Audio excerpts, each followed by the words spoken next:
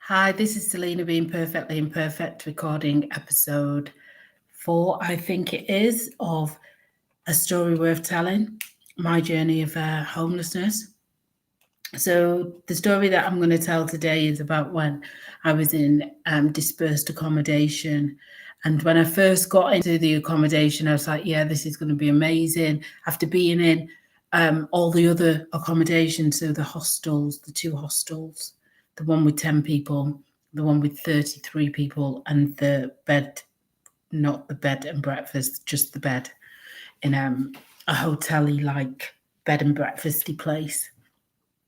And so I got there and I got signed up and I was given, I was helped out with the application process and I was advised to go with a certain supplier.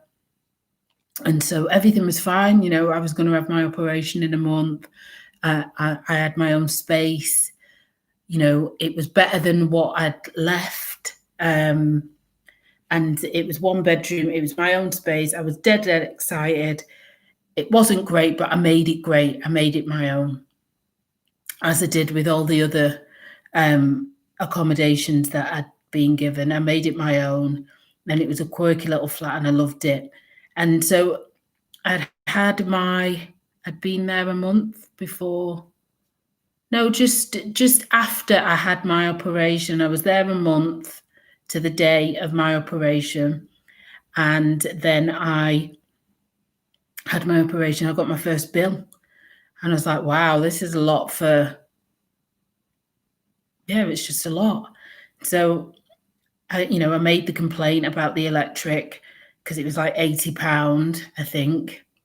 Everything was electric, but it just seemed so much for such a small place. So anyway, I paid what I could because obviously I didn't have a lot to pay.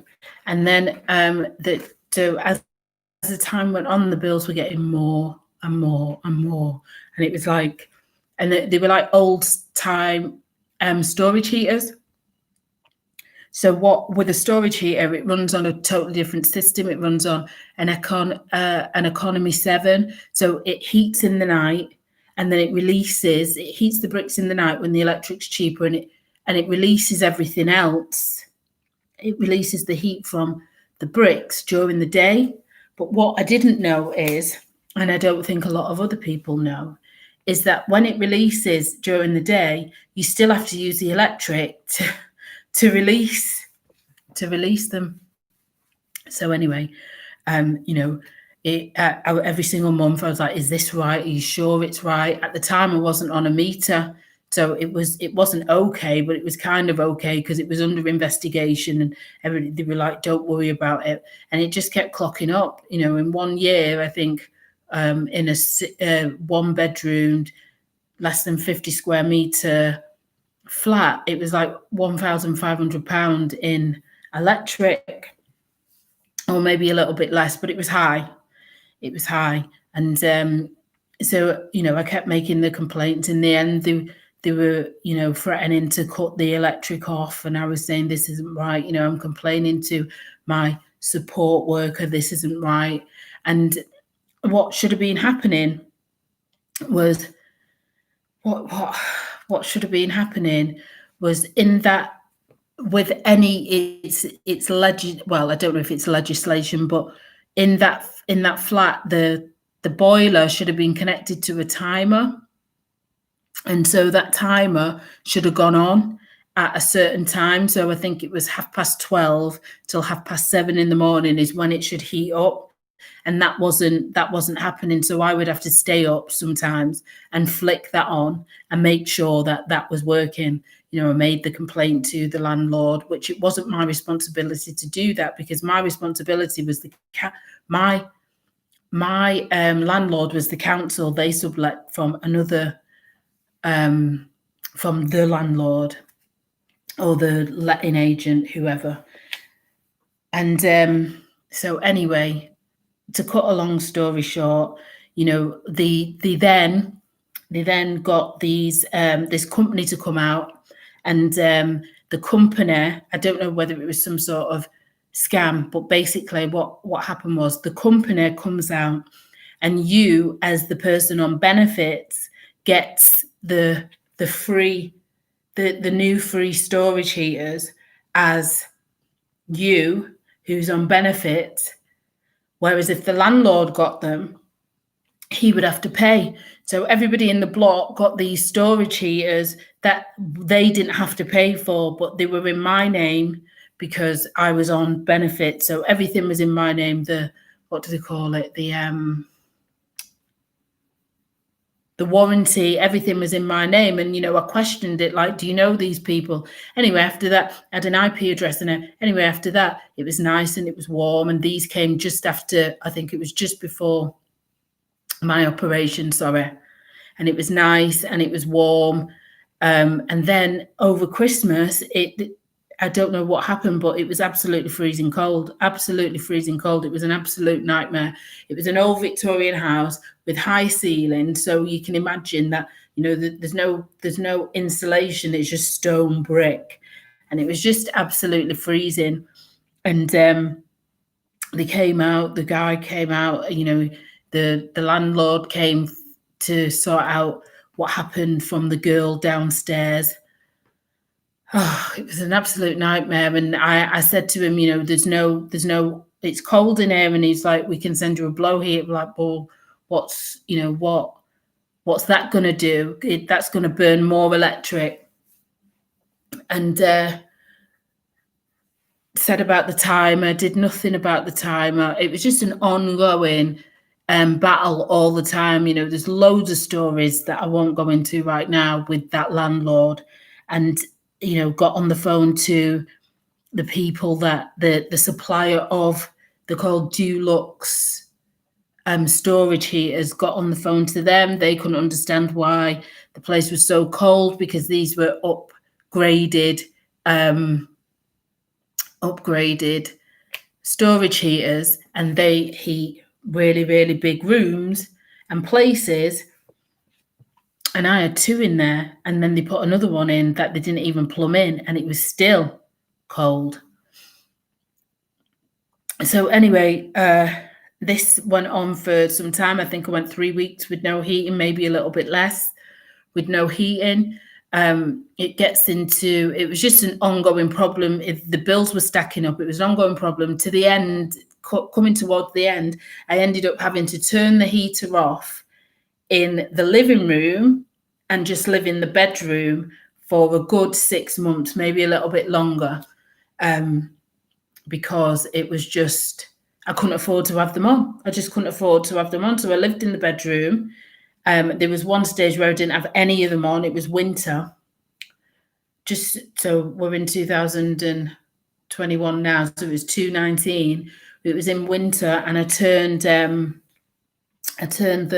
heating, I turned both heaters off, and I lived off the blow heater, because it was taking £10 a day, easy, £10 a day, having both of them on. But then the storage heater was taking, not the storage, the blow heater was taking £3 a day, maybe a little bit more, because it was getting colder. So obviously you had to keep it on a little bit more. So in the end, I just ended up putting the storage heater back on in the bedroom. And it got that bad that the living room was never clean, because it was too cold to clean it. So you'd come in from outside, and the only thing that you wanted to do was get in the bedroom and turn the blow heater on. Just an absolute nightmare. And it just never got solved. You know, we're still trying to work out why my heating was so much. And we still waiting to find out why that actually is, and why, you know, it was estimated at one point that the bill would be £2,000 for the next year, I think, or 1,500. It was there or thereabouts of that. Just absolute madness, and nobody seemed to think that was out of the ordinary. Like, for a property that was a flat that was only 50 square meters small, why the electric would be so high. Bearing in mind, I didn't have a telly, so it wasn't using the telly yeah, I had the cooker and it wasn't energy efficient enough as well. So I only tended to cook once a day. I didn't have a microwave. The boiler, that was a problem because it was an old boiler, old, massive, about 60 litres, maybe more, 70-litre boiler, and it had foam around it. So it was like a kettle. So when that went on, that just sent the thing, like it went into red because they ended up putting an energy efficiency thing in. So the cooker was a problem. The boiler was a problem. So my argument was always, well, these are not I've not chose to live here. I've been given this. So the argument then is that it should be down to the person, the landlord, to make sure that these properties are worthy of somebody who is homeless to live in, because 9 times out of 10 people who are experiencing homelessness are in debt, and they're on benefits. So that was another problem in that flat, another thing to constantly have to fight for. And just the boiler wasn't right, the cooker, what they do is they go to one of those odd job guys that have got reconditioned stuff, and the stuff was like really, really old. And I'm not talking about just old, I'm talking about really old. And so it wasn't energy efficient, so it burnt more electric. And just all of that. And the EPC, I learned about EPCs because of it, because I couldn't understand why the place was so cold all the time. And the EPC was 10 years old. And I also learned that this guy was from Leeds. There was loads of people that they could have had in Manchester, but this guy was from Leeds, and he'd done a job lot. And I rang him and I asked him about the EPC, and he basically said, well, there's nothing that you can do about it because that's what it is.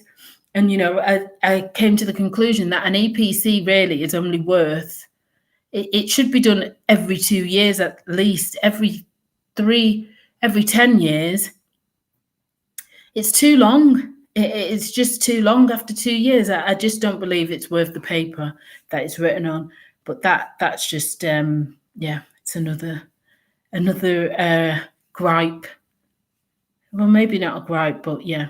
So anyway, this is Selena being perfectly imperfect, recording episode 4 of my story, a story worth listening to, my journey of being in homeless accommodation. Thank you for listening.